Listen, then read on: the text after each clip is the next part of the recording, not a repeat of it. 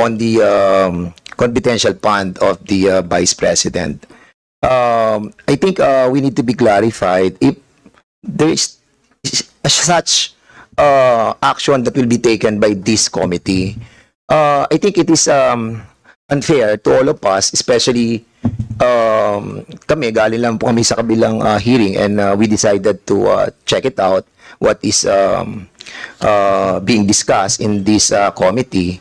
Then suddenly we will be a part of this conspiracy or a collective action that will be taken against the confidential fund of the Vice President. And hearing the side of the Vice President on the repetitive reply on not answering, I think it will set a bad precedent. What prevents other departments that we will be inviting over to do the same? And I think it is incumbent upon her, with all due respect and with humility, for us to be clarified on those budget that was used for the confidential fund. And I think being a part of the accusations that we are part of the collective action to malign her on the confidential fund is something that is out of order. I know, Madam Chair, that kung titignan naman po natin yung budget niya for 2025 na 2 billion and comparing to 2024 budget na 1.8, myself, I will move to approve this budget. Because ang liit lang naman po ng increase niya. But what hurts me ay yung pong masama po tayo doon sa sinasabi po niya na meron po tayong collective action to malign her. So do you wish to introduce a motion? And ang sinasabi ko lang po sana, I want to be clarified that it is a collective action of this committee to have a malicious intent on asking the confidential fund of the Vice President on the previous years. We are doing that in the different committees. We are doing that in the different investigations. And what I'm trying to point out, Madam Chair, I hope that the accusation of the Vice President have basis on trying to involve everybody on this conspiracy to attack her. So just to I just want clarify, it to be clarified. absolutely, we have absolutely no plan, any conspiracy, if I may use that word, to attack, if I also may use that word. Nandito lang po tayo para kilatisin ang budget ng isang ahensya ng gobyerno. Yun lang po, maliwanag. May point of clarification, Mr. Yes, Chair, if that conspiracy theory of having this a pre-attack on her budget is being conspired by this committee. And if that is so, let me out, Madam Chair. Hindi po ako kasama doon. And I hope that the good Vice President will amend her statement involving everybody for this action taken by this committee, Madam Chair. Would Madam Chair, Vice President wish to I did not say tumatawa. Gusto niyo ulitin, gusto niyo ipabasa ulit sa Secretary kung ano sinabi ko? I did not say tumatawa kayo. Number 2, I did not say attack by the committee. Number 3, I did not say collective action. Sa kanya nang galing yun. I did not say conspiracy theory. Sa kanya nang galing yun. Pabasa niyo ulit kung ano sinabi ko. And so, Madam Vice President, because those words were uttered Madam Chair. by Madam someone, Chair, I just just because you don't like my answer, you don't like how I answer, you don't like my demeanor, hindi ibig sabihin na hindi ako sumasagot. And that's the reason why, Madam Chair, I asked for the point of clarification. yes, so And, again, I had now that the pwede lang Vice po sana. Now that the Sandali Vice lang po. President, Sandali lang po, para hindi po tayo nagsasabay-sabay. merong clarification na hiningi at nag-clarify naman po ako. Wala pong plano kasi kanina very clear ang sinabi naman po, there was a plan, stick to the plan. Wala rin po ako natatandaan. I kept saying, let us all stick to the issues, which is the budget. So yun na lang po. Let's just end here and so that we can move on. Yes, Madam Chair, Kung if I pwede lang may. po sana, let's move on. Lastly. Meron pa pong isang budget pagkatapos nito. Lastly, that's the reason why I asked for a point of clarification. The point of clarification is to be clarified by the resource person. And if that is the answer of the good Vice President, I will accept that her intention is not to involve everybody on a collective Yes. attack on And her we're budget. happy with that And I'm happy clarification. on the answer of the Vice President. But, of course, I just wanted to review the... Anyway, thank you so much, Madam Right, Chair. salamat. Madam So, Chair, yes, Madam point Vice of President. clarification is understandable if you want to be clarified of the words I uttered. I did not say collective action. I didn't say Yes, conspiracy it has theory. been made clear, I didn't Madam say Vice President. I'm being attacked by the committee. Di ba nanggaling sa akin yun? So, anong ika-clarify ko doon? Yes, ma'am, noted po. It had been Yung loud and clear script po. kasi, nagkakabuhol-buhol na yung script.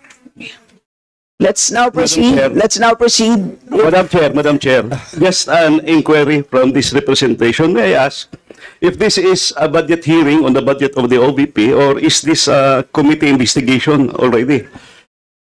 This is a budget briefing by the Office of the Vice President. And with that clarification, let us move on to the next member, our Honorable Madam Vice Chair. Madam Chair, I request a restroom break 1 minute. Thank you. Briefing suspended.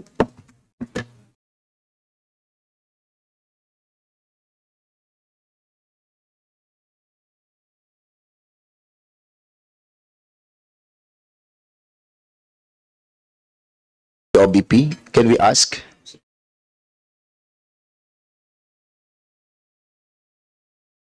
Na lang.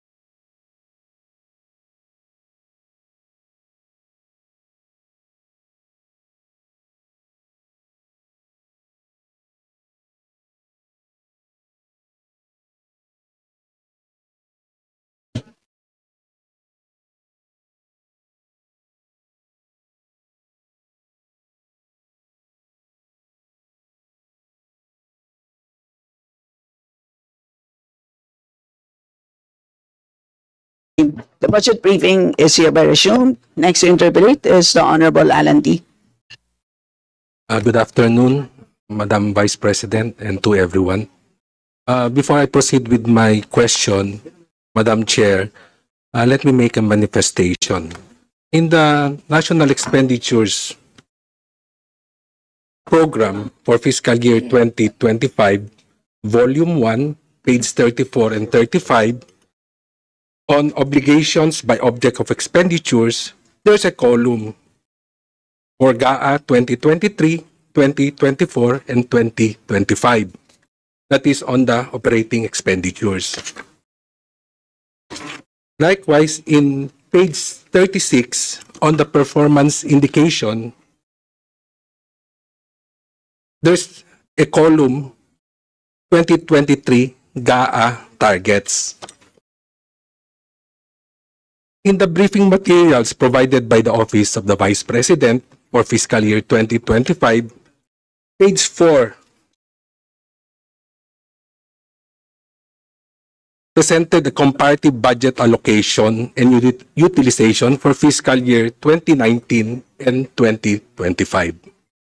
And also in the presentation, slide presentation of the Vice President in the physical accomplishment, that is GAA 2023.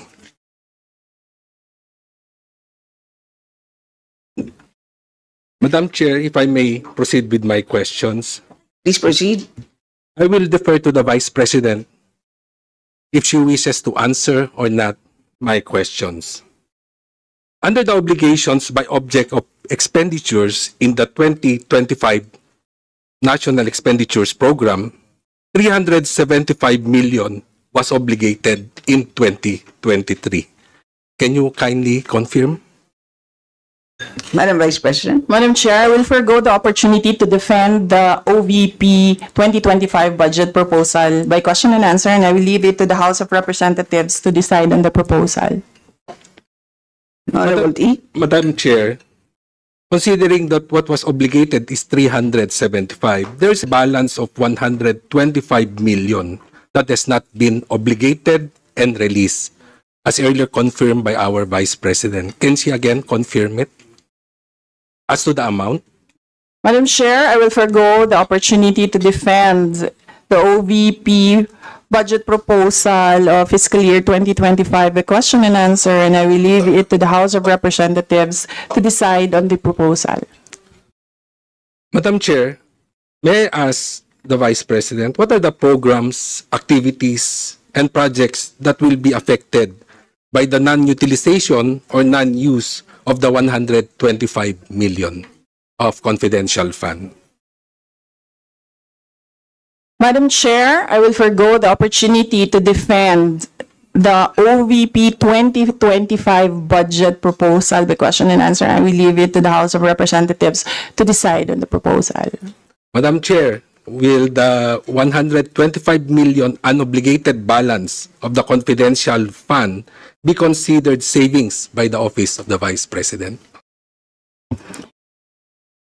Madam Chair, I would just like to point out, yung previous question niya, sinagot ng sumunod niyang question. I will forgo the opportunity to defend the OVP 2025 budget proposal by question and answer, and I will leave it to the House of Representatives to decide on the proposal. It's about savings, Madam Chair, if she will have it as a savings, considering that the budget has a validity period of 2 years, which will end in December 2024. So that is my question, if it will be considered as a savings by the Office of the Vice President. Madam Chair, I will forgo the opportunity to defend the OVP 2025 budget proposal by question and answer, and I will leave it to the House of Representatives to decide on the proposal. Madam Chair, is the Vice President aware that the Commission on Audit issued a credit notice dated August 8, 2024, finding no deficiencies on AOM Audit Observation Memorandum Number 2024-015, dated February 1, 2024, regarding the liquidation of the cash advances of Mr. Edward D. Fajarda, Special Disbursing Officer for confidential expenses of the Department of Education, covering the period from February 20 to June 20 of calendar year 2023 in the total amount of 75 million. Madam Vice. Madam Chair, I cannot answer for the Department of Education. But it was during her time that the period covered by this liquidation. Madam Vice. Yes. Madam Chair, I am no longer a part of the Department of Education. Therefore, I am not authorized to speak anything about the Department of Education. The question, ngayon lang binigay na hindi na ako secretary. It may have had happened during my term as secretary, pero yung question ngayon siya. Wala na ako authority. No, that's why I'm asking if she is aware, because the credit notice was dated August 8, 2024.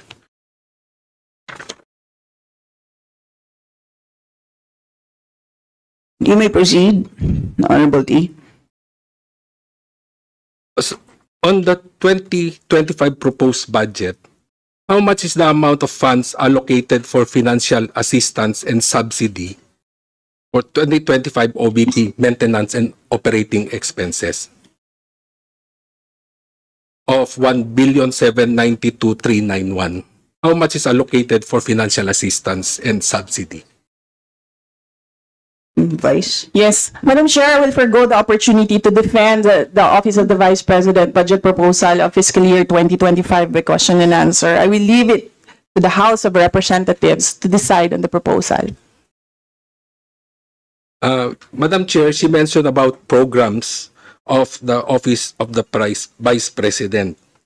May I ask the breakdown, how much will be spent for those programs as she mentioned in her slide presentation a while ago? Madam Vice President.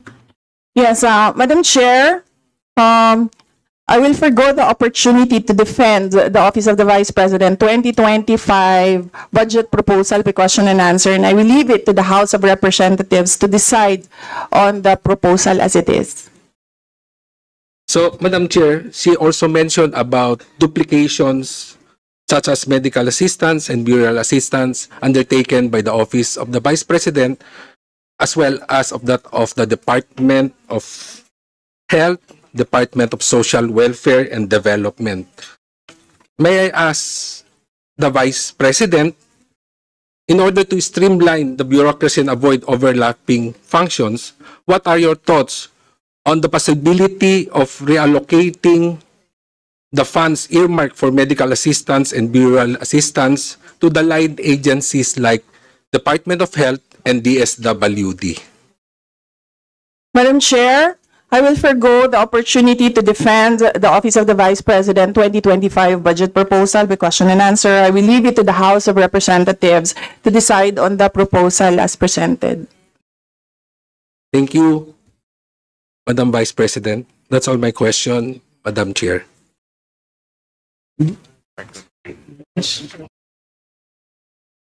Thank you. Next to interpolate is Honorable Mark Go. Yeah, thank you. Thank you very much, Madam Chair, to the Honorable Vice President and the other officials of the Office of the Vice President.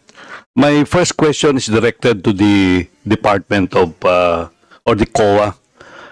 Is it a common practice, Madam Chair, that after an actual audit is completed, there is an exit conference conducted by the Commission on Audit with the institution that is being audited, Madam Chair? Madam Vice President. The question is directed Assist, to ASCOM Julia. Madam Chair, it is a regular activity before an audit report would be prepared.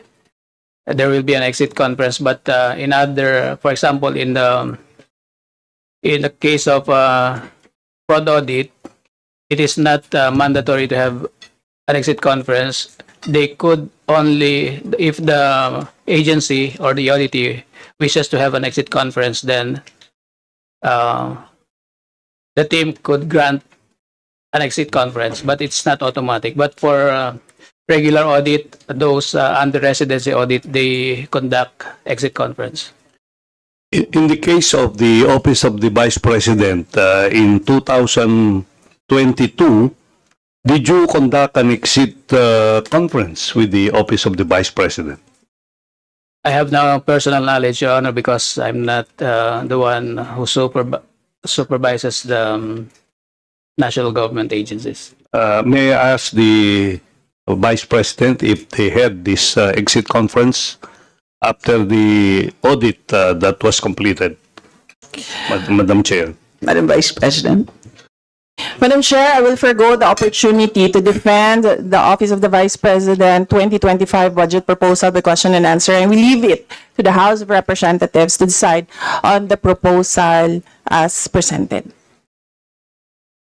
Well, I assume that if there was an exit conference conducted by the Commission on Audit with the Office of the Vice President, what were the initial findings of the audit conference or the audit as explained probably in the audit conference? Madam Vice President. Madam Chair, I think that question is best asked of the Commission on Audit, not the Office of the Vice President. What were the contents of the audit? Volgo, what do you wish? Yeah, I would assume then that there was an exit conference, and the exit conference was not satisfactory to the auditing department. That's why the the confidential fund, as indicated in the audit observation, we can see the findings because the audit or the exit conference was not successful in terms of resolving some of these audit findings of the Commission on Audit, Madam Chair. Madam Vice President. Yes, Madam Chair, we have received many audit actions from the Commission on Audit, and we have submitted our responses to them and assured the public of our full cooperation with the Commission on Audit. Madam Chair, we have received a copy of the audit findings on dated August 8, 2024, issued by the Commission Audit. And have you submitted already your response to these findings, Madam Chair? Madam Vice President.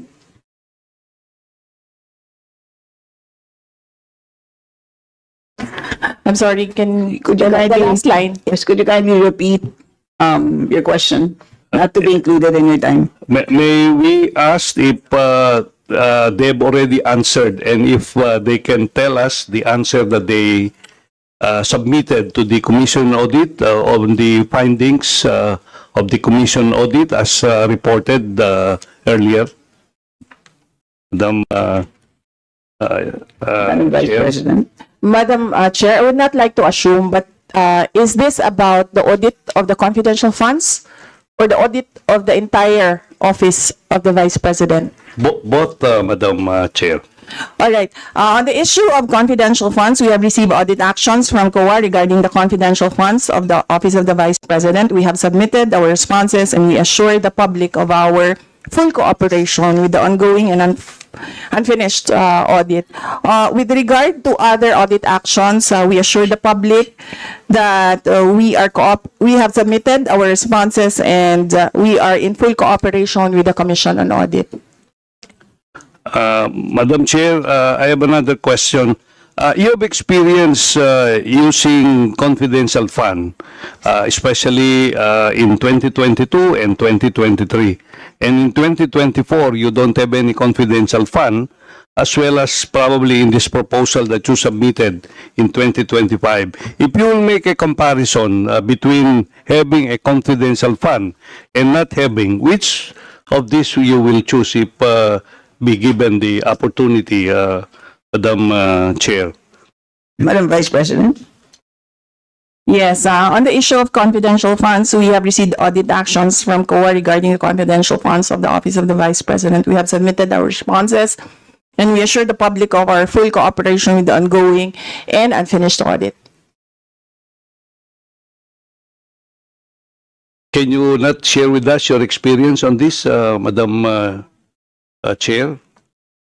On not having a confidential fund and having a confidential fund, considering the fact that you have both experience having one and not having one. Madam Chair, I will forgo the opportunity to defend the Office of the Vice President 2025 budget proposal by question and answer, and I will leave it to the House of Representatives to decide on the proposal as presented. Okay, I think I will have the same answer with my other questions, so I will now end my interpellation at this point in time. Thank you very much, Madam Chair, Madam Vice President. Thank you. Salamat. Next to interpolate is the Honorable Francisco Paulo Ortega. Thank you, Madam Chair. Few short questions lang po. Nakakapanghinayang po na ang dami pong prepared na questions ng mga kasama natin. Ngunit marami pong hindi nabibigyan ng sagot. Una, siguro idedirekta ko po to sa COA na siguro kailangan yung responsiveness ng COA makikita at saka mararamdaman sa mga napaka-importante na issues na ganito. Kasi karamihan po sa atin nanggagaling sa local government. Nanggaling po sa local government. Alam po natin na minsan yung mga ganyang issues sa AOM, sa mga issues ng paglabag, saka hindi po tamang paggamit, nagiging problema po for local officials, even national officials. Parang po minsan kahit na 5 milyon, may nasususpending mayor, may perpetual disqualification, may mga ganun po na issues na I think this house, the members of this house were really focusing on those questions kasi nga po, nakikita po nila yung importansya ng questions na mga yon, Madam Chair. And makikita naman po natin, sabi nga po ni Kong Mark, my neighbor, na paulit-ulit na rin po yung mga sagot. Sana po baka may mga ibang membro ng opisina ng Office of the Vice President na nakatulong po or nakapagbigay po ng supplemental na sagot or dagdag man lang sana na sagot. Kasi ang dami po nung mga katanungan na parang wala lang, parang hindi na po nasama. Nandiyan naman po siguro yung support staff or may mga kasama po dyan. Sana po na mas nabigyan po ng kabuluhan yung hearing, Madam Chair. Thank you po, Madam Chair. Okay, do you care to comment, Madam Vice? Yes, Madam Chair, the reason why wala dito yung ibang officials ng Office of the Vice President because, and I will say, I will not betray the confidence of some members of the House of Representatives. Meron isa sa mga nagtanong kanina ang nagsabi sa akin na merong script sa pagtatanong about sa confidential funds. That is why I decided na hindi pa atinin yung mga ibang officials ng Office of the Vice President because nakalagay naman doon sa inyong invitation and I quote, nasa yung copy.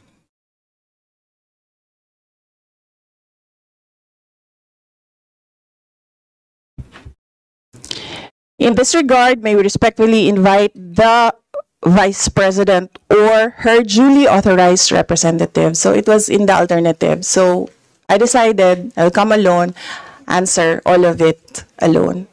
So that kung i-contempt man ninyo ako, Ako lang yung papasok doon sa detention at hindi na masali yung ibang tao dito at yung pamilya nila na nag-aantay sa kanila sa mga bahay nila. Honorable Ortega. Thank you, Madam Chair. Parang, I mean, naiintindihan ko kung saan po nanggagaling yung sagot na yun. Pero, resource persons naman po yung kailangan natin eh. More on budget hearing issues. Kung ibang issues yan, I doubt if it will come from this budget hearing. At sabi nga po ng mga kasama natin, Madam Chair, tungkol po talaga sa budget naman. Saka yung mga nakaraang nga pong budget ang pinag-uusapan. Thank you, Madam Chair. Madam Chair, again, the invitation said or in the alternative, Vice President or. So, I am within my right of attending alone. Yun lang po siguro, Madam Chair. Sayang lang din po yung pagkakataon. This is the perfect time na marinig din tayo ng not only our fellow representatives, pero syempre ng taong bayan din po kung paano po nangyayari yung mga ganitong bagay, paano po napapatakbo, paano po nagagamit. Siguro I'll stick to that as my final few questions, Madam Chair. Maraming salamat po. Thank you, ma'am. Salamat. Next to interpolate is Honorable Benny Abante. Salamat po, Madam Chair. Sana po ay matapos na po ito para masimulan na po natin yung budget ng Ombudsman. Po. But anyway, palagay ko po ay alam na po ng taong bayan ang mga nangyayari sapagkat karamihan po ng ating mga colleagues ay nagtanong na tungkol sa confidential fund. Pero gusto ko lang pong tanungin si Madam Vice President, if the representatives of the people like this House has all the right to scrutinize the budget of any agency. Madam Chair. Madam Vice President. Madam Chair, is it a question? I think it's directed to the House. No, I'm asking you the question, Madam Chair. I'm asking the question to the resource speaker if she believes that this House, being the representative of the people, has the right to scrutinize the budget of any agency. Right, precisely. That's why I say I will leave it to the Only House of yes or no, Madam Representatives to decide Madam on Chair. the proposal Madam Chair, as presented. excuse me, Madam Chair, that can only be answerable by yes or no. We, again, Chair would like to remind our guests to please be responsive to the queries of the members in the most direct manner. So please proceed, Madam Vice President. I already answered. Answer po by yes or Madam no? Chair, perhaps my ears are not very clear, so I would like to find out if she answered yes, Madam Chair. And I will leave it to the House of Representatives I to do not decide on want the her to explain, Madam proposal Chair. as Madam presented. Chair, she has been answering the same answers since we started this query and this hearing. What I just want to ask, Madam Chair, is very simple. A simple answer of yes or no.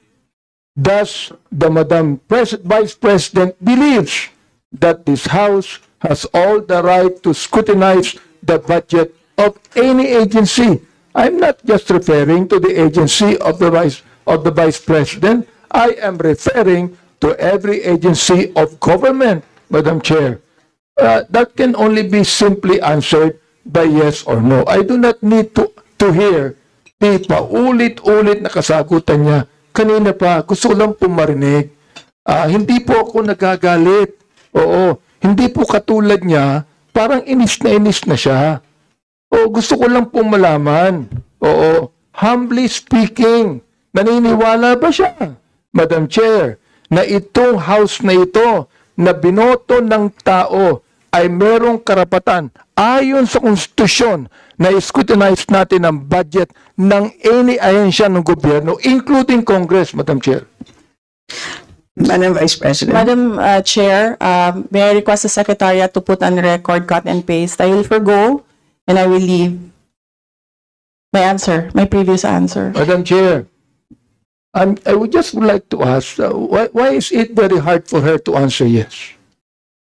I'd like to ask, why is it, Madam Vice President, why is it so hard for you to answer yes when you know that the answer should be yes?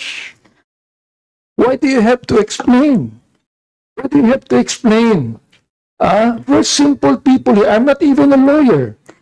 You are a lawyer, Madam Chair. So, this is a simple question of a simple Filipino. Meron po bang karapatan ang House na ito na scrutinize ang budget ng bawat ahensya ng gobyerno? Yun lang po ang tanong ko. Pwede pong sagutin ito ng yes or no. Kung yes, salamat. Kung no, edi salamat din. At least nalaman ng taong bayan. Madam Vice President. Madam Chair, I will forgo the opportunity to defend the OVP 2025 Madam Chair, I do not by need question an and answer. explanation I of will the leave it answer, to the Madam House Chair. of Representatives Madam Chair, to decide. Madam if they Chair, add order, please. House Order, of please. Representatives. Point of order, Madam Honorable Chair. Abante, you may proceed. I do not need her to explain, please. You have been giving the same answer for hours. The same answer for hours. Alam ko naman po ang pagnanais nyo. Why you answer the same for hours? Ngayon po, iba naman ang tanong ko. Ang tanong ko ito, tatanungin ko uli, Madam Chair, meron po bang karapatan bilang mga representante ng taong bayan sa bawat distrito at party list na mag-scrutinize ng budget ng bawat ahensya ng gobyerno? Hindi po natin pinag-uusapan dito ang confidential fund. Ang pinag-uusapan po natin budget. Madam Chair, before you answer, the gentleman wishes to have a direct answer, either yes or no. Are you going to provide a direct answer? Honorable Abante? So, what is the answer? I asked whether our Madam Vice President will provide a direct answer to your query, and the answer is no. May I know why? Madam Vice President?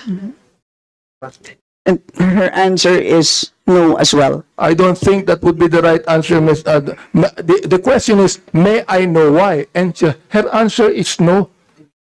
Would that be the right answer to the question why? Madam Vice Madam Chair. President, you wish to comment? Madam Chair, hindi dahil hindi nyo gusto yung mga sagot ko, hindi nyo gusto yung manner ng pagsagot ko, at hindi nyo gusto ang mga sinasabi ko, hindi ibig sabihin na Madam Chair. hindi ka sinasagot. Madam Chair, ang mga point of tanong. order. Yes, Honorable Mali po Abante. yata ang sinasabi niya, hindi nyo gusto. Hindi yung nyo. Madam Chair, wag niyong isali dito ang aking mga kasamahan dito. Ako ang nagtatanong. Sabihin mo sa akin, hindi ko gusto ang tanong mo. Yun lamang ang dapat niyang sabihin sa akin. Sapagkat hindi ko rin gusto ang sagot niya. Madam Chair, ganun lang. Oo. Ano po ang sagot niya? Madam Vice President, you wish to... Madam Chair, Answer. there's no question. The Honorable Abante is asking for a question, for a response. Ano po ang sagot niya? Yan ang huli po niyang sinabi. I request that the question be repeated. Honorable Abante, kindly The repeat answer- your question, not the- to be The answer is what? included in your time. To please repeat your last question. Ito po, ang tanong ko kanina, meron po bang naniniwala po ba ang ating Vice President na meron pong karapatan ang mga representante ng taong bayan, ng mga distrito at mga party list na scrutinize po namin ang budget ng bawat ahensya. Hindi po lang ahensya niya, ng bawat ahensya ng gobyerno. Yes o no lang po ang sagot yan. Ang tanong ko po, Madam Chair, kanina ayaw niya sumagot. Ang sagot niya, ayaw niya sagutin. So ang tanong ko ito, may I know why? Ang sagot niya, no. Aba, Madam Chair, hindi po ako masyadong expert mag-English, pero palagay ko po naman, yung pong tanong na may I know why, palagay ko hindi po tama yung sagot na no. Madam Vice President. Madam Chair, palagay ko.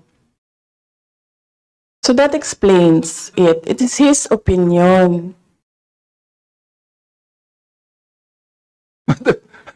Madam Chair, It's up to you. You are the presiding officer. Madam Chair, hindi ko po opinion yun. Nakalagay po sa Constitution yun. Tulad po ng Vice President natin. Naniniwala po siya sa mandato niya bilang Vice President. Naaayon sa Konstitusyon. Gayon din po ang mandato natin dito na meron tayong karapatan mag-scrutinize ng budget ng anumang ahensya ng gobyerno ayon sa Konstitusyon. Ang tanong ko sa kanya, naniniwala ka ba doon? Madam Vice President.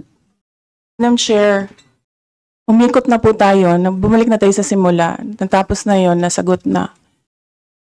Ang sinabi, palagay ko, hindi iyan ang tamang sagot. Kung hindi niya gusto yung sagot ko, hindi ibig sabihin na hindi ako sumagot. Madam Chair, palagay ko, hindi po siya sumagot sapagkat inuudit lamang niya ang sinabi niya. O ito po ang gusto kong tanungin sa kanya. Pag pwede ba, Madam Chair, pakiulit mo yung sagot mo na isinasagot mo ng paulit-ulit kanina pa, Madam Chair. Gusto ko lang ulit marinig. Gusto ko lang ulit mai-record. Pakiulit mo lang ang sagot mo sa lahat ng mga tanong na tinatanong dito mula pa kanina. Madam Vice President. Madam Chair, I do not want to assume, so I would like to be clarified. Is this the OVP 2025 budget proposal or the confidential funds? Madam Chair, sinabi ko budget eh. Hindi ko sinabing confidential fund. Sinabi ko budget. Medyo mahina yata ang tenga ni Vice President eh. Sinabi ko budget eh. Hindi confidential fund. Sinabi ko na wala akong pakialam sa confidential fund. Ang pakialam ko ganito. Meron pang karapatan. Naniniwala ba siya na ang Kongreso ay merong karapatan mag-scrutinize ng budget ng anumang ehensya? Yun po ang tanong ko. Sagutin po niya yes or no. Ngayon, ayaw niya sagutin ng yes or no, sabihin niya sa akin ang sagot niya kanina ng paulit-ulit sa lahat ng mga tanong ng ating mga kulig. I will forgo the opportunity to defend the Office of the Vice President 2025 budget proposal by question and answer, and I will leave it to the House of Representatives to decide on the proposal as presented. Madam Chair, maraming salamat po. Ibig sabihin po, yung kasagutan niya na paulit-ulit, naniniwala siya na mayroong karapatan ang Kongresong ito na i-scrutinize ang budget. Kahit ang budget na yan nagsimula ng 2023, meron pa rin karapatan ang Kongresong ito na i-scrutinize ang budget. Maraming salamat, Madam Chair. Maraming salamat po, Vice President. Salamat. Next.